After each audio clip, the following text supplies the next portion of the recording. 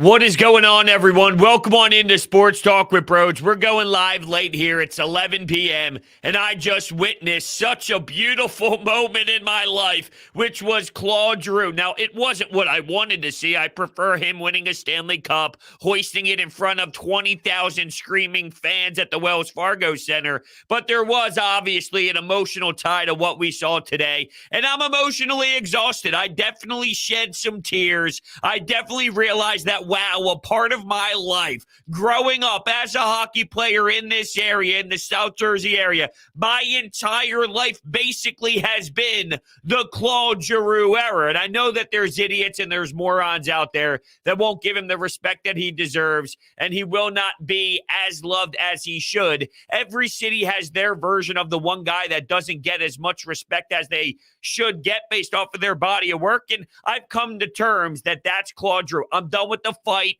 I'm done screaming at people about it because inevitably he will be traded. He'll be in a different town, although I am hearing some rumors down the lane here that don't rule out Claude Giroux coming back at some point after whatever happens when it comes to the postseason and all. But that's more for another date, even when we wonder what the compensation's going to be and who the Flyers are going to get back in return. And it seems like there's some whispers that we're thinking of Florida and some players from their organization and whatnot. But really, I mean, this season has been hostile. This season has been toxic. And we've been screaming at the front office and screaming at Dave Scott and having all these embarrassing moments occur where when Rick Tocchet and Homer, right, they get all their things figured out and there's a big ceremony, they butcher it. They botch it. Ed Snyder's birthday, nobody plays any sort of tribute on the Jumbotron throughout the entire game. That's absolutely pathetic. So I'm bringing up these examples for you because we know this season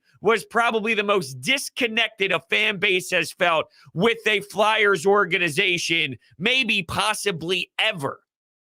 And they got tonight right. And the fans there got tonight right. This Claude Giroux episode that we witnessed today, I had goosebumps when he lifted his stick to the crowd afterwards when they won 5-4. Awesome comeback win. McEwen with the fight to lift the whole entire place up because they were going outrageous. It was so damn loud. Seconds after that, Travis Sanheim finds the biscuit in the slot. He puts it on net. They take the lead. And this was a traditional Flyers game where they end up losing leads. And it looks like the Predators just take the game away and take it out of the Flyers' control. But there was a different sense of urgency tonight, and you could just feel it throughout. That was so damn fun, and this season hasn't been. So this moment stands out so much more than everything else so far this season, and it was just a beautiful moment. It really was. I think you can take this game and separate it from all the nonsense and all the disgusting times, the turnovers, and leaving the slot wide open, and your D-core having miscommunication, and Carter Hart allowing a goal that you would like for him to stop. All those tough times, just throw it away for tonight and just embrace what we witnessed because this is an end of a Flyers era. And I know that, seriously, there's going to be jerk-offs out there that doesn't care. I don't care. This era of hockey sucked. Why would I ever feel like I want to look back at this era of Flyers hockey with any sort of care in the world? Well, I mean, you're just an idiot. You're an idiot. 1,000 games, 900 points, as if that's something to sniff at, as if that's something to laugh at and mock. Yeah, but he can't win a playoff series, and they never had success. Yeah, well, let's not forget context. And like I said, I don't want to do this. I don't want to do this, but I've already seen the reaction all over social media, ripping apart the people that do have those tears running down their face after tonight. He had 8 goalies the other year. That's not to say he hasn't had poor moments, but this organization has failed miserably over the years, and I think that is the number one reason, the biggest reason. You have a 1,000-game played guy with 900 points. I promise you that person is the farthest thing from why the franchise isn't necessarily where you want it to be. Okay, maybe you just mismanaged money and mismanaged free agents, and then your prospects did not pan out as you would have liked. Ivan Provorov Provorov looks to be way worse than you thought. Although deep down, I don't feel he's this disturbing. Even if he needs a Niskanen, if he needs a Ryan Ellis, whenever he has those guys, that is a top pairing that does shut down number one players and number one lines and is fantastic. So I don't care if he needs that or not to get him to elevate his game. If that's what it costs when you have it, it's a scary sight. It's just what's going on right now and how lost is he. But I digress. I'm trying to keep it within Claude Giroux, but it just keeps kind of taking its own little path into a subsection, into a subcategory, into a subtopic, because quite frankly, I just don't get the time anymore to break down the Flyers because they have lost everything. They've lost all sorts of conversation. They've lost all sorts of dialogue. There is zero topics to really dive into night to night. So because I haven't had the time, it's like there's so much to catch up on. So I'm trying my best to keep it in the realm of what Claude Giroux did tonight. And I just honestly sat there with March Madness on. And that was a big thing today throughout. I got the 3 TVs in the man cave. It's been a while since I had all 3 remotes going as fast as they did today. Mute button here, mute button there, volume 3 TV. Let's go. Bring that one up. And I'm nonstop on my toes. This is a big, big day in sports. If you don't have a good remote guy, you're absolutely boned. You're screwed. So here I am putting all my focus in making sure I ain't screwing up. And with all that happening and occurring, I'm glued and I got Jim Jackson on my volume as loud as possible. How is that so? Well, it's 28. Oh, the highlight package is we all saw the Crosby play 10,000 times today, where he lights up Sidney Crosby right at the blue line, and then moments later they go down the ice, and he just has a wicked wrister that goes posted in, and the Wells Fargo Center erupted. Another part of me just misses the fact that that's what that building sounds like when hockey's good. And then there was another side of me that just remembered tonight, because I haven't put too much thought into this. When Claude Giroux does go to a different town and he's playing in playoff hockey, I am going to be actively rooting for whatever team he's on, just as intense as if it was the Flyers. That's how bad. I thought I cried tonight. Okay, I thought that I was in my feelings tonight. I thought I was going to be playing sad Drake songs over and over and over again tonight. I don't know if my body could handle ever seeing him hoist Lord Stanley. I wouldn't be able to take it. Serious. I honestly don't think I would be able to take whatever that moment gives me. Feelings-wise, I'd probably collapse. But I know Florida or whatever team's out there. What, 7 o'clock, game 1? Let's go, Florida! Right, nonstop. I might go get jerseys, and I might go get foam fingers and start doing Florida Panthers live streams post-game, just breaking down his shifts and what I liked in the corner. Some dirty work, putting pucks on net, getting pucks deep, F1 maybe a good F3 on a forecheck. You know what I'm saying? Oh, man, I'm going to lose my mind if that's the case. But all jokes aside, I have a team now. I don't want it to be this way. I just didn't process fully how much care I would have for a different opponent just based off of 28, because all season long, it's what's going on with this team, what's going on with this organization, and how are they going to fix it, and what's Chuck Fletcher's plan.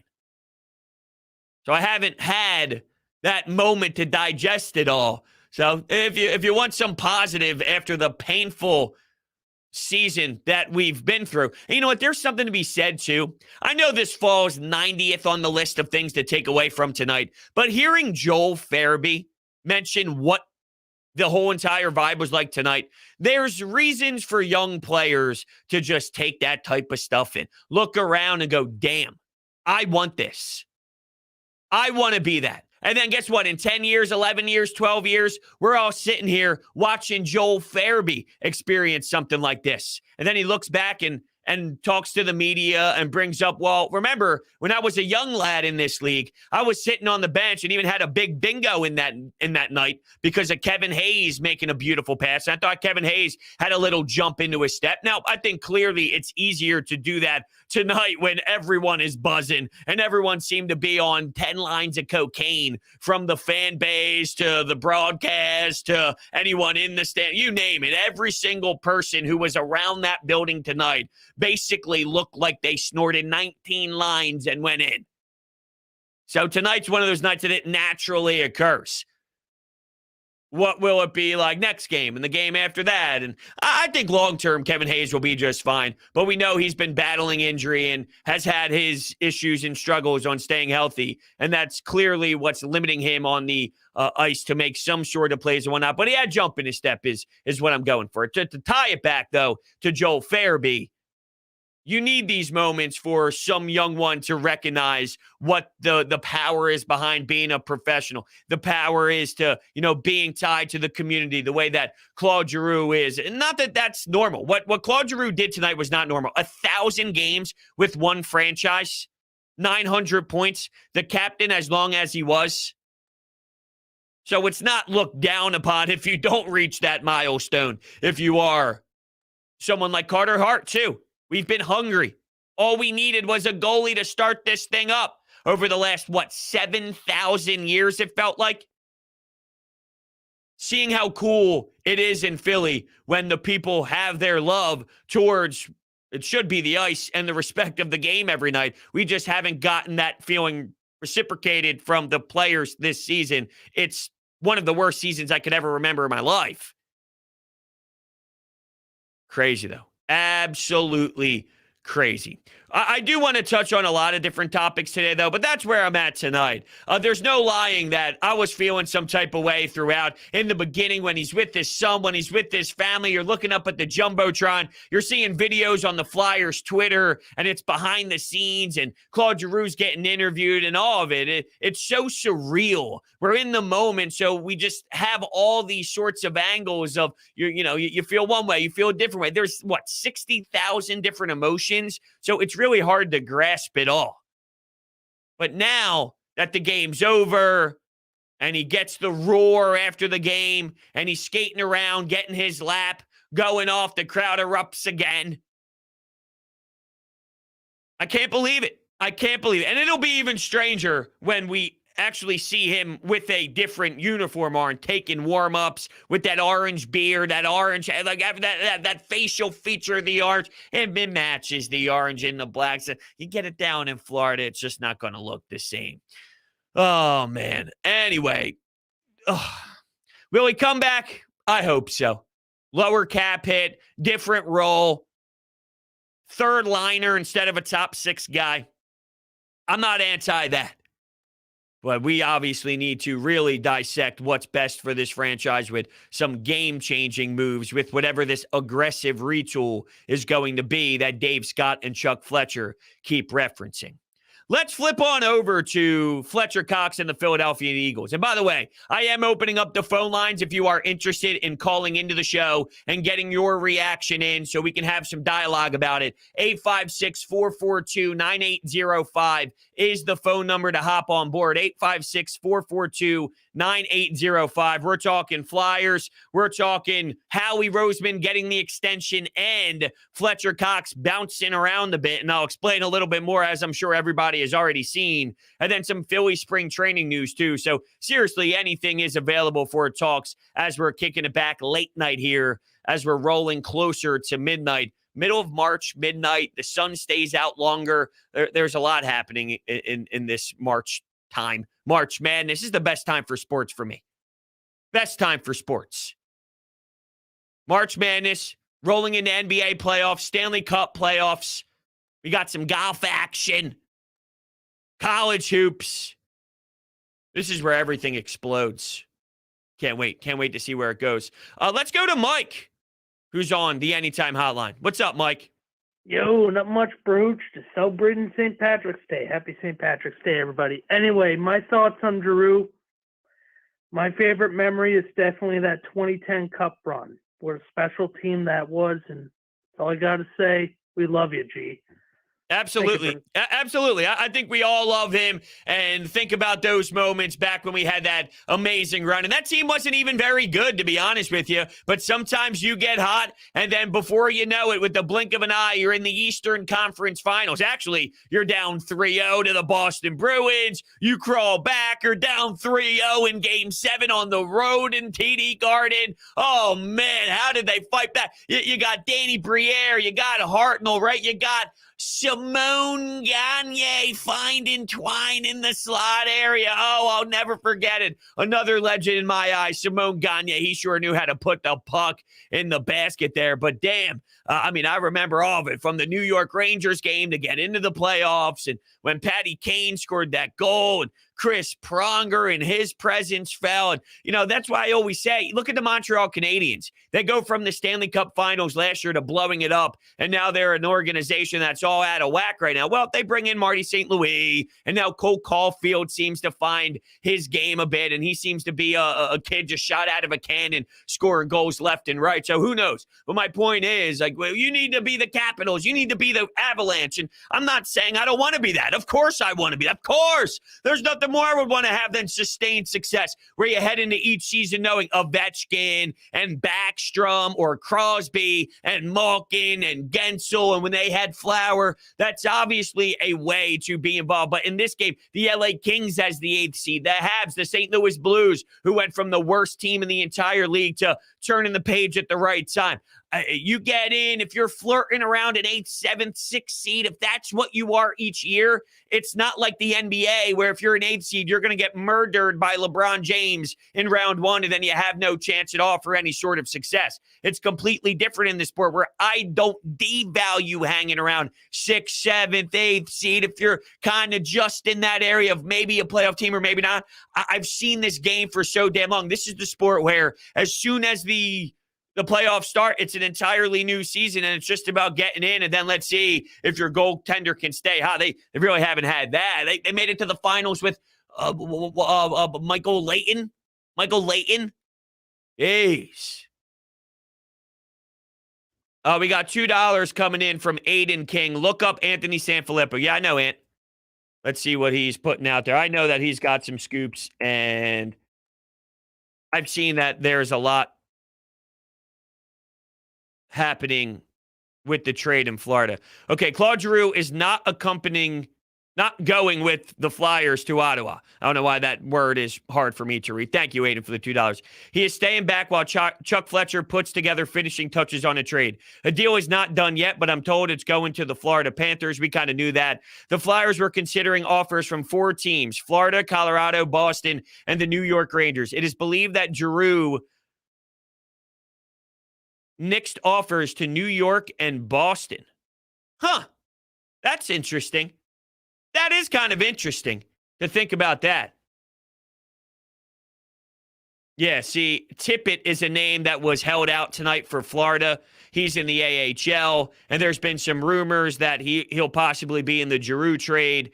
And Samoskevich from Florida, another first-round pick from the Florida Panthers. So it looks like a couple prospects drafted in the first round. We can talk about that a little bit later on in our lives when trades actually happen. But yes, the inevitable is there, and I don't know enough about these players off the top of my head to fully engage on how I would feel about that originally right from the moment of seeing a couple of these names again.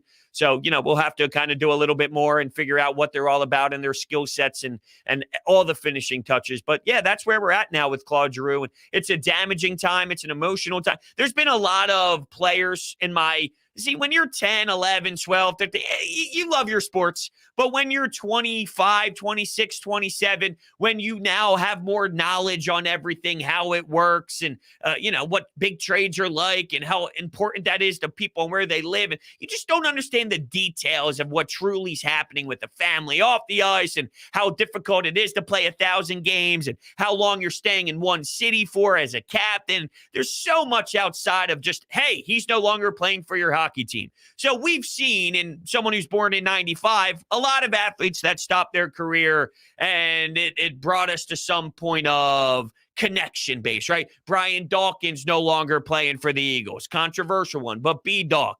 And there's been Allen Iverson's another name when his time was up.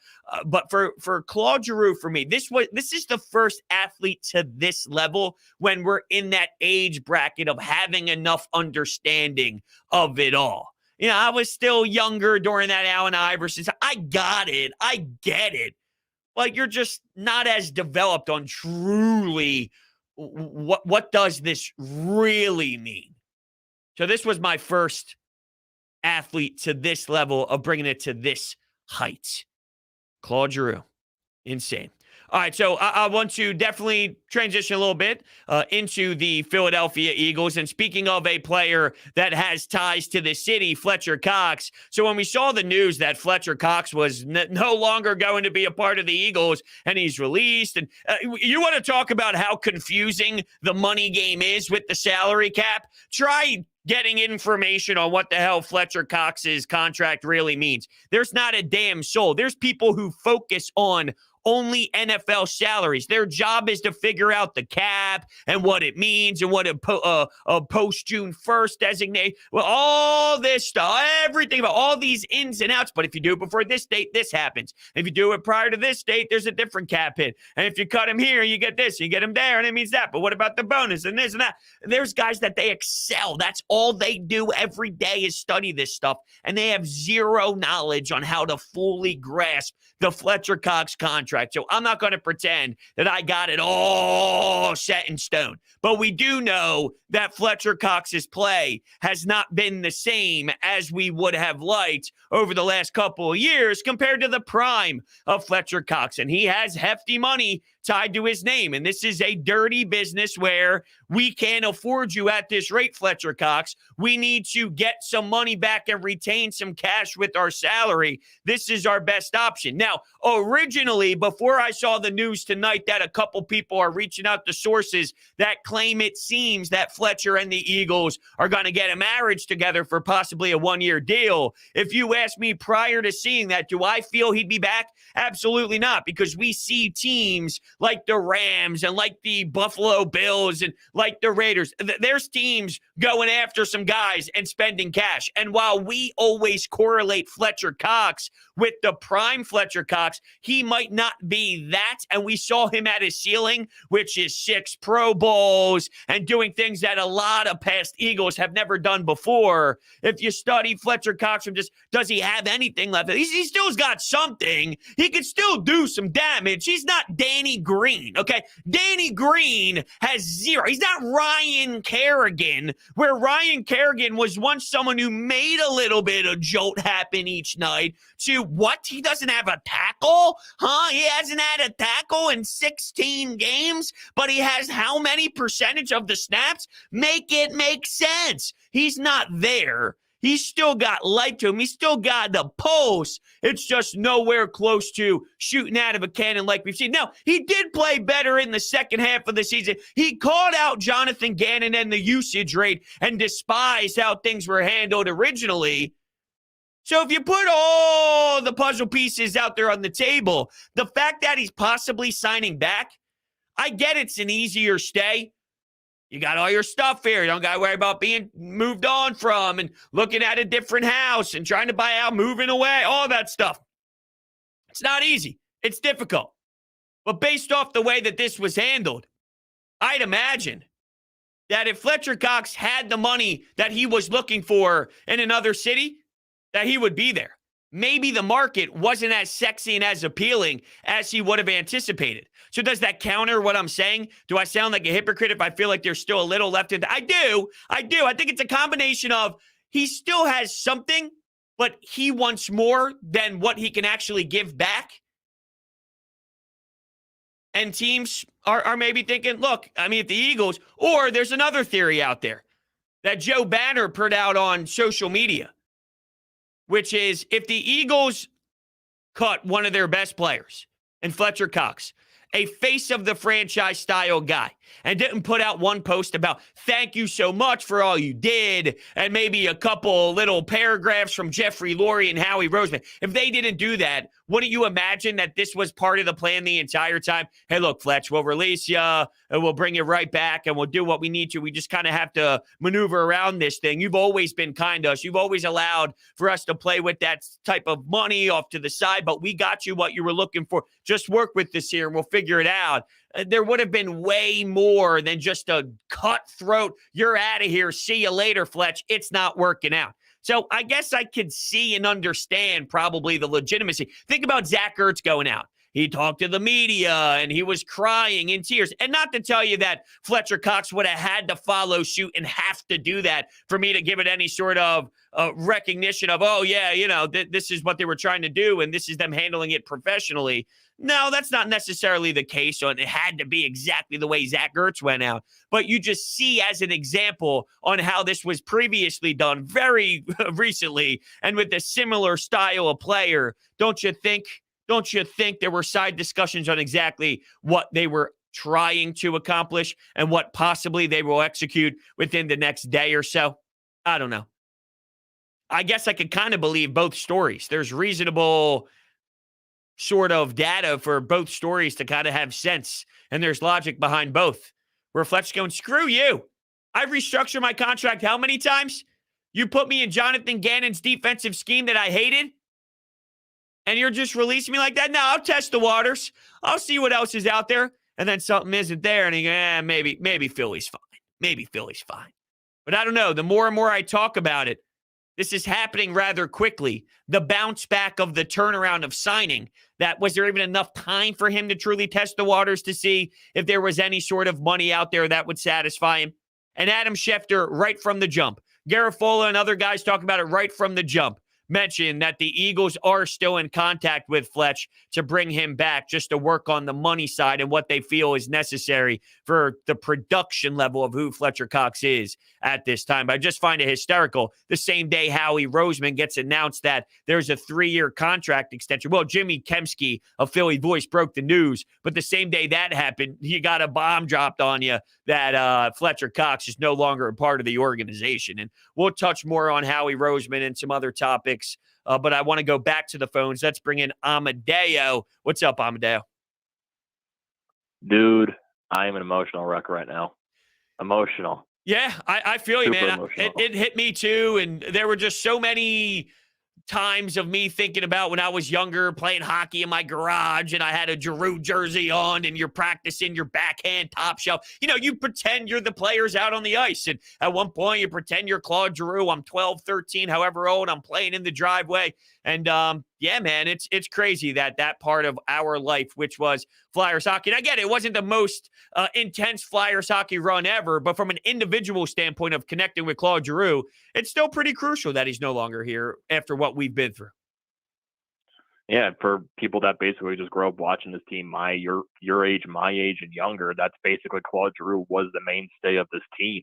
That's basically all he is. He was the captain. He's the longest tenure captain. He's the second Flyer in history to go over 1,000 games. It's crazy to see that at this point it possibly is coming to an end. Now you're seeing all the rumors come out with Florida. It sounds like that's going to be the most likely team he's going to get traded to. At this point, it's just inevitable when it's going to happen.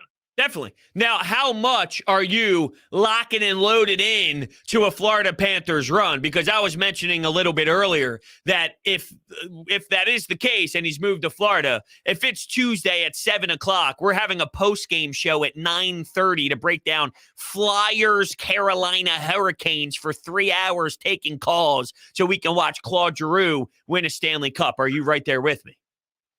Yes. Okay. I Florida Panthers, I'm willing to see Claude Giroux lift that cup. I'm willing to see him and Joe Thornton. I want to see both of those two lift the cup for Florida. Wow, that's a good point, Amadeo. Thanks, man. I didn't even process Joe Thornton. I didn't even think about Jumbo Joe, but that would be too much. Just as hockey fans, seriously, I'm supposed to sit there and just be cool, calm, and collected and pretend like this isn't affecting my life. If I'm able to see that play out. I'll tell you what, though, from a hockey standpoint, they're amazing, the Florida Panthers. It would be like the NHL's worst case scenario in the entire world if we witnessed the Florida Panthers win the Stanley Cup, with all due respect here, okay? I know Tampa Bay is not technically a hot hockey market based off of Toronto, based off of Canada. Right now, they're buzzing because they're from, but they're not looked at as Boston, the Rangers, the Montreal Canadiens. I'm talking those type of levels where there's 6,000 beat reporters, and you throw on the TV, their Eagles, our Eagles is Eagle. We bleed Eagles. Everything is Eagles. We are green inside. That's how some of these cities are for hockey. Tampa Bay, way better circumstance. Florida would be the worst circumstance I think the NHL could possibly have. I mean, we barely get outsiders of the sport tuning into an outside game on NBC, or I guess now it's on ABC at 3 o'clock in the afternoon on a nice Sunday afternoon where you get a big-time outdoor game between Buffalo Sabres, Toronto Maple Leafs. We could barely get a good viewing when it's an unbelievable set of teams in Western Conference Finals run or a Eastern Conference Finals run. So, but I don't care about that fully. It's just a part of the thought as well. As a fan, thinking about Claude Giroux at home hoisting the Lord Stanley, and it's Florida. I'm sure he's going to be used to that, though, considering there's 3,000 people at the Wells Fargo Center at this point for this season. Getting back a little bit to Howie Roseman, though.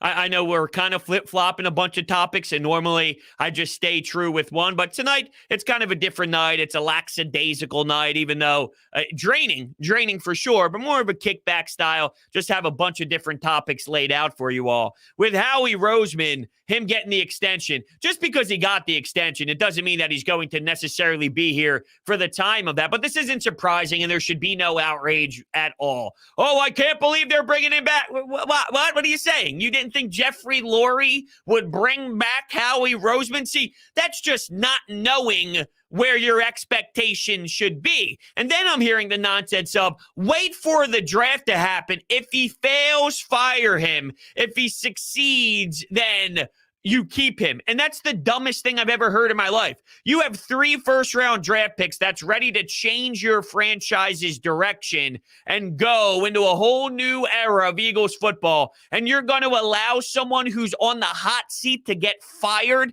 to either have a chance to save his job or lose his job. So let's say the draft picks end up being a little bit murky. So you let him do it, then you fire him, and you waste that chance of you turning things around just to flip a coin if Howie Roseman can do it or not. That's one of the worst thoughts ever in the history of thoughts on how to run an organization properly. Howie Roseman's got to be here. Howie Roseman isn't as bad as you want him to be. I'm not telling you he's the greatest in the world, but here he is signing Hassan Reddick, which is a major, major deal for this team. Versatile, game-changing playmaker. And I actually got criticized for saying that we haven't had a playmaker in quite some time recently on a show. And the outrage about, Darius Slay had some pick sixes. Yeah, I'm not talking about an outside corner.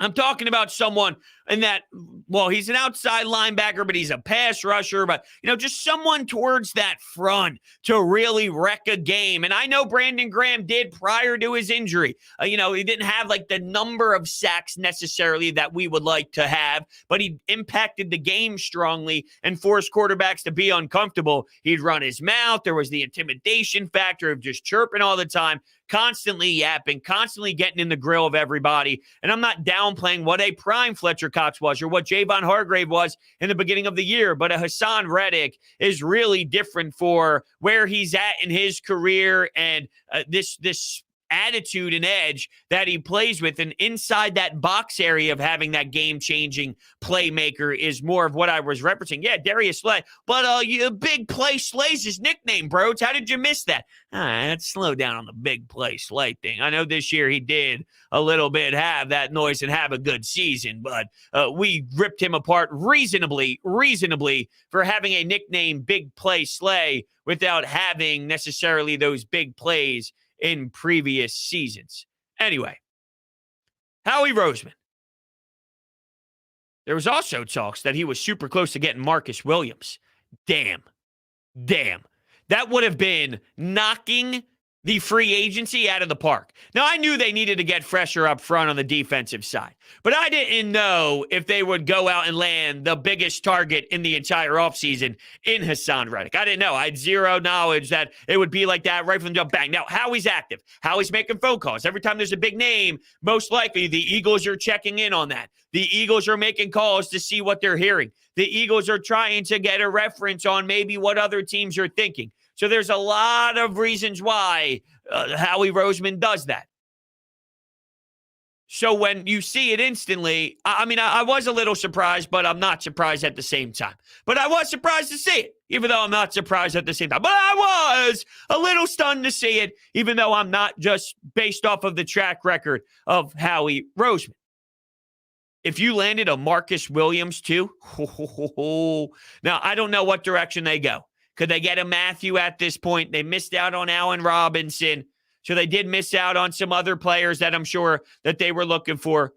We mentioned, what was the one-year deal that went to the Lions? DJ was a name that maybe they could have landed for 1 year at a reasonable price. I probably would have liked that one. They were trying to get Calvin Ridley. Hell, that's another name too. Even though I love the Marcus Williams edition the most, you told me that Calvin Ridley did not bet on games and screw himself over, and he's matched up with a Dallas Goedert, a Miles Sanders, a Devontae Smith, and a Quez Watkins is out there too. I'm super stoked for what that could possibly be. I would be cool with the Juju. And don't be shocked if they still obviously target that wide receiver position to add to the Hassan Reddick. But with this extension with Howie Roseman, they're not tied to that. I've seen Jeffrey Lurie at one point in time look at Joe Banner and go, this isn't working out. This is not what we can do. We have to go in a different direction. Joe Banner. Sometime it'll happen. The marriage will break up. The friendship, we respect it. But with our business, we have to utilize a different path. We need to get a fresh voice. We have to get a fresh perspective.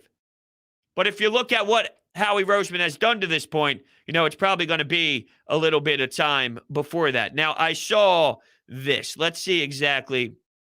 Okay, since 2010, minus 2015, when Chip Kelly served as general manager, the Eagles are 93, 83-1 with a .528 winning percentage, which is ninth best in the NFL.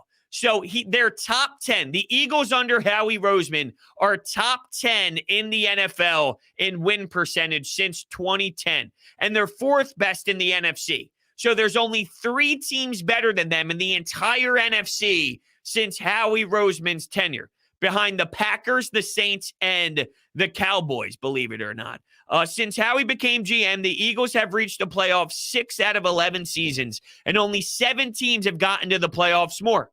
The Patriots, Packers, Chiefs, Seahawks, Steelers, Saints, and Ravens. Only the Patriots have won more Super Bowls. They obviously ran the house with a lot of those dominant seasons and the best dynasty we'll ever see in the history of sports. So just to put it in perspective, that doesn't mean that Howie Roseman is perfect, because with his great moments, his great trades, getting Devontae Smith, trading Carson Wentz, getting cute with Jay Ajayi and making that trade, getting yourself a Landon Dickerson, a Jordan Mailata, beefing up that offensive line with young talent that's going to be sensational under Jeff Stoutland, and getting Devontae Smith and all that. He has his problems with his drafting, but Chris Ballard is a very good general manager in this league. He just botched this Carson Wentz scenario. That doesn't mean that the Colts have a terrible general manager and they should move on. Hell, prior to that trade, if I asked every Eagles fan out there, is Chris Ballard better than Howie Roseman? I honestly feel that at least 85%, if not 90, in the 90 percentile would say yes. Screw Howie Roseman, fire Howie Roseman. I want Chris Ballard over Howie Roseman any day of the week. I'd actually bet my heart, my physical heart, as if I would die if I'm wrong. I would no longer be existing on earth if I was wrong. I believe that strongly that 90%, at least 90% of Eagles fans would rather have Chris Ballard prior to this Carson Wentz trade over Howie Roseman. And they're both good. They're both very good. So it's not that you would be in a bad spot. But right now, I don't know if you'd get that same reaction to it. The point I bring that up to you is great GMs and top GMs in this league, they make bad decisions. They swing and a miss. They have Jalen Reagor picks. They have J.J. Arcega-Whiteside picks. Go look. Go do your research. Go look at these other general managers and who they pick. But then you get the savviness. The Saints are in cap hell, right? Well, are they? So don't tell me that only thing he does well is he's good with money, he's good with cap, and he's good with making trades. So hold on. He's good at the cap, he's good at trades, and he's good at acquiring draft picks. That's really strong to be good in those areas. Does he lack in one? Yup. I want to know a GM that has 5 major tools, elite in all 5, and never has one spot in his skill set that lacks a bit, because you won't find one. You won't find one. Doesn't mean you can't do better than Howie. You can do better than Howie. You could do a lot worse than Howie, too. So right now, with how the Eagles are structured, knowing that they have a game plan under Howie and Lurie, let's ride out this game plan and see exactly where this goes. Now, Eric is being an absolute tool in the chat. Why target a wide receiver with no quarterback? That's a dumb statement, and I don't even find that funny anymore. A lot of people bring that up. Oh, Jalen Hurts sucks so much. Why get a running back? Why get a tight end? Why get a wide? Shut up. I mean, come on. We're better than that. No? We're better than this. What do you mean, why? You're not supposed to make your team better? You're not supposed to get any quarterback that you have on your current roster more weapons? Doesn't matter what your skill set. I don't care if you're utilizing Mike Glennon. If you have a wide receiver or you don't have a wide receiver, it helps Mike Glennon. If they end up getting a different quarterback and they're not rocking with Jalen Hurts after next season and they find their next guy, then that wide receiver is still here. Can we please stop it with these terrible, nonsense, pathetic, embarrassing Jalen Hurts jokes that really aren't even funny? Why would a GM make their team better? Oh, why would they? Come on. Come on. All right, so we got one of our favorite guys on Twitter, and I'm obviously mocking a little bit, but everyone knows Vin the Insider. He pretends like he breaks news all the time. He is apparently reporting that Nick Castellanos is going to the Phillies. Now, this is one of those accounts that I don't trust ever. So I don't even know why I referenced it, and I shouldn't even be giving him a little bit of noise right now because I think it's foolish. But that's where we're at. I'm looking now. I got all the Claude Giroux stuff going. Yeah, Frank Saravalli's now talking about Claude Giroux not traveling with Ottawa. So basically, it's going to happen here. While speculation swirls, sources within both organizations say tonight that no deal is in place. Okay, so we'll keep our eyes out over the next couple of days until we get something. Now, I want to resurface back to that Nick Castellanos thing. I hate idiots on Twitter that think it's funny to tweet out that something's going to happen within the next hour and this and that, and we're going to get this, and it's stupid. It's like not funny. You get 5 billion of them wrong, and then you got one right once. But now we are hearing that Nick Castellanos, from a very unreliable source, is going to the Phillies. Yeah, well, I do feel that Dave Dombrowski, though, is still going after him. I do feel that way. See, there was a time where I thought that they wouldn't go over the tax. Now, maybe they might not go over the tax in March. But if it's necessary to go over the tax as they look at a deadline purpose and, maybe the deadline wouldn't be the same characteristic as what we saw last season. And I'm kind of bothered that I even referenced that stupid Vin the Insider guy to begin with. So just erase that from your memory because it's a joke. It's pathetic. It's absolutely. It's worse than what Eric said a couple minutes ago in the chat. So I'm so pissed and disgusted that I got to shut up now and not even bring up the fact that I'm pissed that I brought it up, because now I'm giving it more airtime than it deserves. So anyway, we'll move forward here. If it's a deadline move like we saw last year with Ian Kennedy, and you're getting rid of Spencer Howard, and it's a low risk, high reward type thing, really a low risk, low reward. It wasn't going to be anything magnificent to begin with, and we kind of knew that. But you did get Kyle Gibson for this season, which is a back end starter that can give you some sort of veteran presence that can eat up some innings, can get you some ground balls, although ground balls is scary with this baseball team, knowing how terrible they are going to be when balls are put in play, and there's going to be just devastating, eye-popping, vomit-worthy errors pretty much every single night. If the team is more involved now this year and they have a chance to go over the tax to stay competitive and get you more than you got last year, that's what I'm hearing out of like Jim Salisbury's tone. And, I want to hear what he's hearing there down in Clearwater and what he's listening to and what type of sources he's hearing from. And, he's saying he wouldn't be shocked if they go over at some point this season. And, maybe that's an area where that's the time that it would happen instead of just saying, screw it, let's just go for it right now. Although with Dave Dombrowski, it's not for a lack of Dave Dombrowski trying. It's not for a lack of Bryce Harper trying. I think that there's a lot of added pressure towards John Middleton, knowing that these two guys, the top guy, the most important possessions to your organization right now, if you're John Middleton, is you paid Bryce Harper a lot of money here. Why? To get yourself going in the right direction. You brought Dave Dombrowski in here. Why? Because he's aggressive and he's built things from the bottom up and has won championships in the past. So you don't bring them in here and then take away what they do well, which is they're aggressive and they're go-getters in their respected fields. One on the field, literally, and the other, the skill set is more front office and calling other presidents of baseball ops and calling other GMs to find himself some great players and some great value. There has to be more done.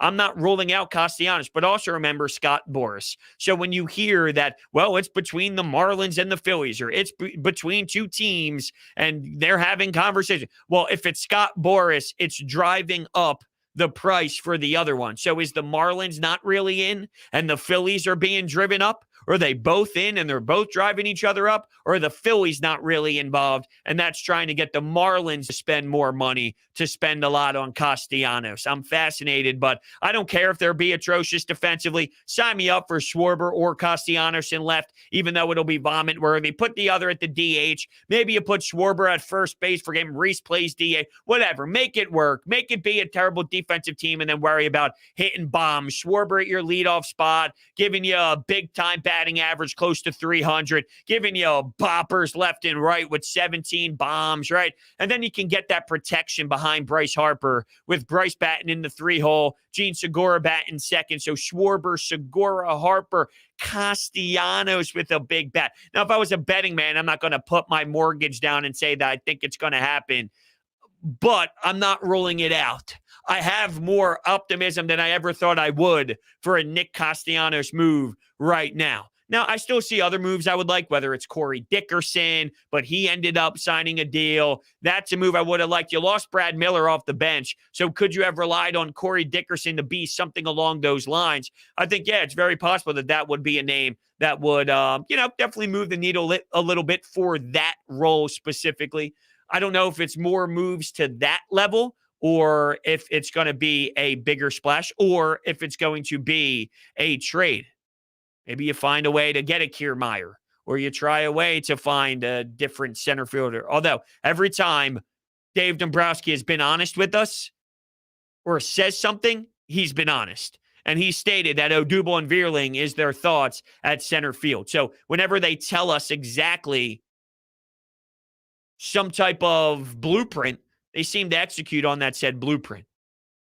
But do not rule this out. Now, I was listening to Baseball Today with Chris Rose on John Boy Media, and they were breaking down all this stuff. And by the way, Chris Bryant, I ain't touching Chris Bryant's contract a lick. What the hell are the Colorado Rockies doing for Nolan Arenado not to be there? And then you respond with Chris Bryant getting overpaid the way that he did. I like Chris Bryant, and I thought that he can give you a professional role, that he's a steady guy. He's not a bum, but people tie what he did however long ago to him now, and he's just not even close to that player. He's still a fine player, and if the Phillies picked him up, I would not be angry at that, and I would be intrigued to see him in this lineup, but you cannot assume that for that contract that you're going to maximize the value of Chris Bryant. He went off last year with the Giants when he did get traded, and he went on that little run, and he was hitting dingers, but overall, I think you'll just get nice play from Chris Bryant. But when you apply that to who the hell the Colorado Rockies are and how bad their front office is and how they're so unwilling to really form something that's competent,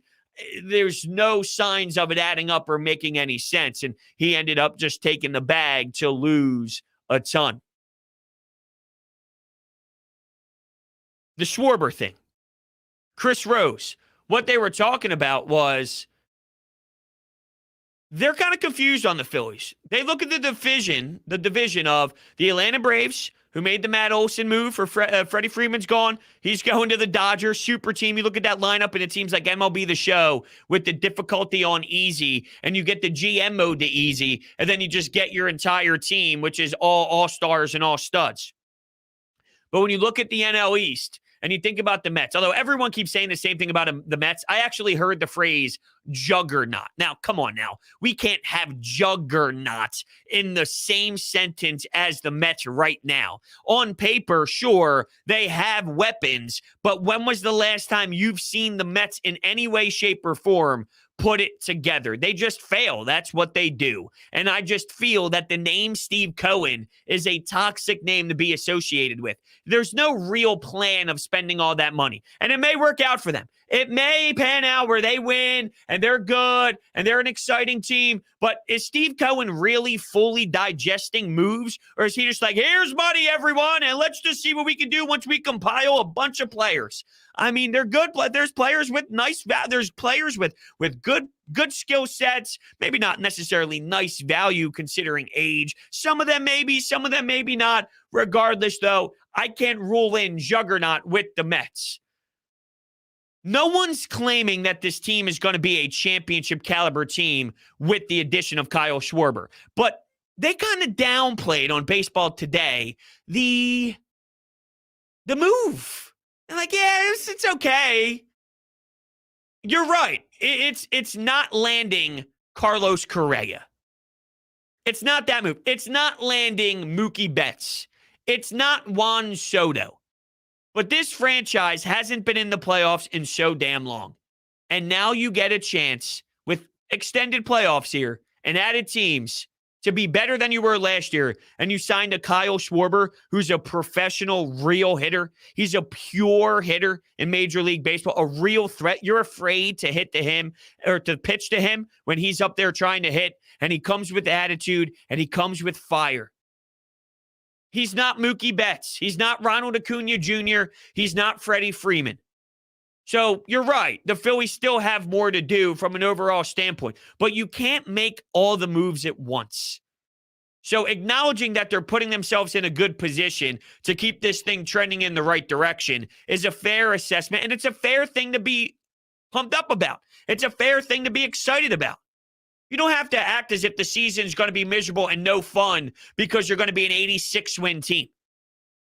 Fellas, they've been under 500 every single damn year. They've been under 500. They've been awful from that regard. So now all of a sudden 86 wins is not going to tickle your fancy and a playoff spot? Come on now. That's just crazy. David says, Hunter, you are the man. Mets are 100% worse with the fragile, easily hurt team. Juggernaut is a joke. Yeah, I hate the Mets. I mean, obviously I'm biased and I can't stand anything that they do.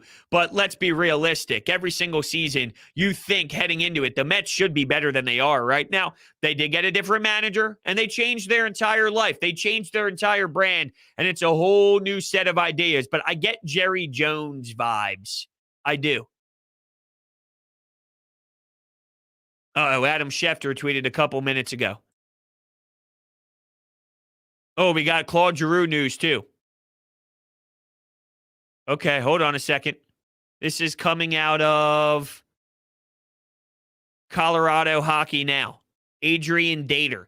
I'm now led to believe that the Colorado Avalanche are still in it for Claude Giroux. Nothing done just yet on anything with him. Stay up late with me, kids. Ooh, is it possible that everyone was sensing it was a done deal with Florida, and here comes Colorado late sneaking in, trying to get themselves into the mix here to see if they can sneak away? Maybe they saw the compensation that Florida was potentially going to give up and thought we could do better than that, and we're willing to give up a couple more than what they're giving up, or, talent-wise, something that might move the needle a bit more. We saw the names out there. We know where we're at in terms of making a Stanley Cup playoff run. We're not far away. And if you add Claude Giroux here, holy hell. And think about a Claude Giroux addition to a playoff roster that's deep.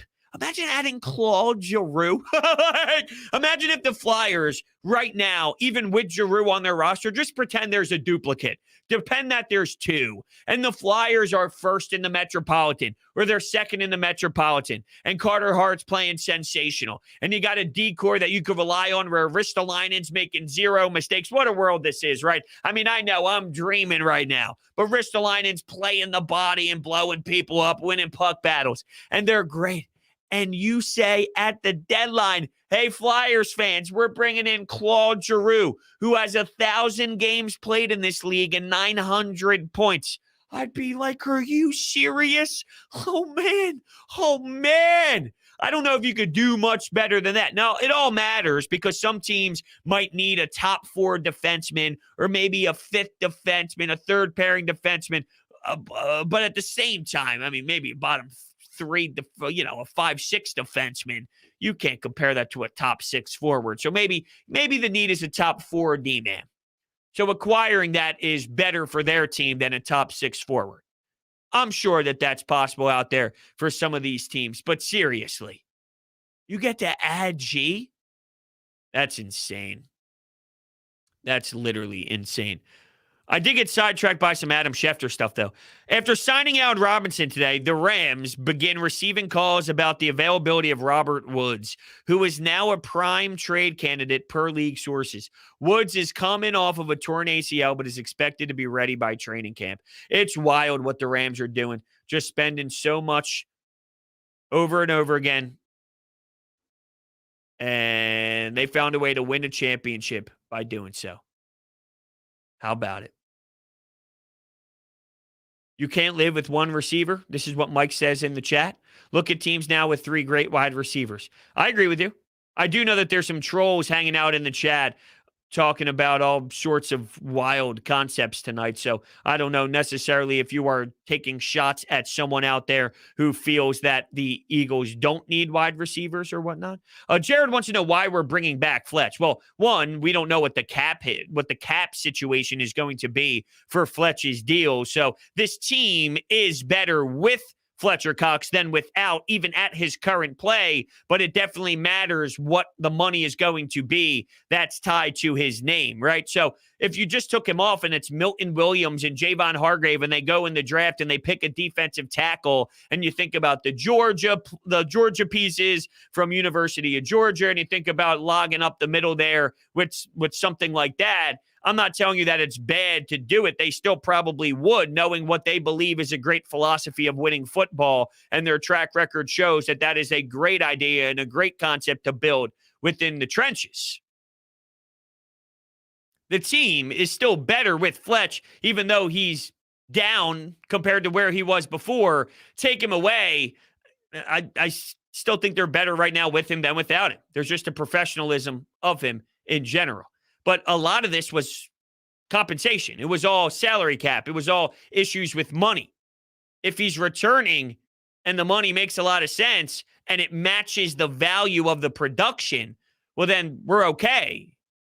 The biggest problem is what you're paying him. It's sort of like with Claude Giroux, to tie it full circle. If he returns after the trade deadline and it all plays out, and then eventually he comes back with the orange and the black, and you look at him instead of a top 6 guy, but a ninth 7th, 8th, 9th forward. So he's on your third line, and the cap hit is significantly different than the $9 million, and it's a team-friendly deal, and it's more just about it matches. Probably even at that point, you'd be getting more production based off of the hit financially, but that's what's the most important part about this whole entire conversation. Wow, Danny, I'm pretty jealous, man. Was at the game tonight. It was special. Yeah, we do have Broads Media credential to the Flyers, and the plan was to go tonight, but unfortunately it didn't play out like I anticipated, and I'm bummed that I wasn't able to see it fully and see it live, but I did have a lot of fun catching it the way that I did. But yeah, I mean, I was definitely beating myself up for the beginning and definitely the end, and when they came back and won the game too, of course, of, wow, I could have been there, and it just didn't work out as I would have liked it to. Do the Phillies make a run at Jansen? I don't think so. No, I don't think that Jansen is what they're looking. I still think that Dave Dombrowski's got go mode in his mind. I still think Dave Dombrowski is thinking about acquiring someone that moves the needle a bit. I feel Jansen, as much as I always talk about bullpen pieces being up and down, Jansen's one of those guys. I think the track record at this point, well, I'm sure there's worse out there. He's just one of those that I would prefer staying away from just when analyzing the bullpen. Even though guys are up and down, just with Jansen, there's a lot there at this point. And with him, not that there's not with Familia. And last year was really the only tough year for Hand. That's not a common theme for him yet. That could just be one blip, one hiccup, and then he's back to his normal self, and he's back to close to all-star caliber possibly, if we're lucky and we're being optimistic. And then obviously if we're really, really, really, really, really benefit, if we really get the most out of him, he could be that all-star again. With Jansen, Dave Dombrowski, though, that's where I think his mind is. Final thought on the Davante Adams trade for now. His agents confirmed that the Packers offered more money than the contract he'll sign in Las Vegas. Simply, it was his lifelong dream to be with the Raiders. Wow. Talk about a bomb, huh? Everything that's going on with the Packers. That's crazy. All right. Well, with that being said, that's where we'll end everything. We kind of hit on a bunch of different areas here. I want to thank everybody so much for hanging out with me tonight. I felt it was right to kick back and talk about Claude a little bit and talk about what's happening with some of the other teams right now. But definitely Claude moved everything for me tonight and made it a night that I felt we had to touch on the Fly Guys for sure. Thank you guys so much for hanging out with me tonight. I know it was a late one. Thank you, and I will see you next time.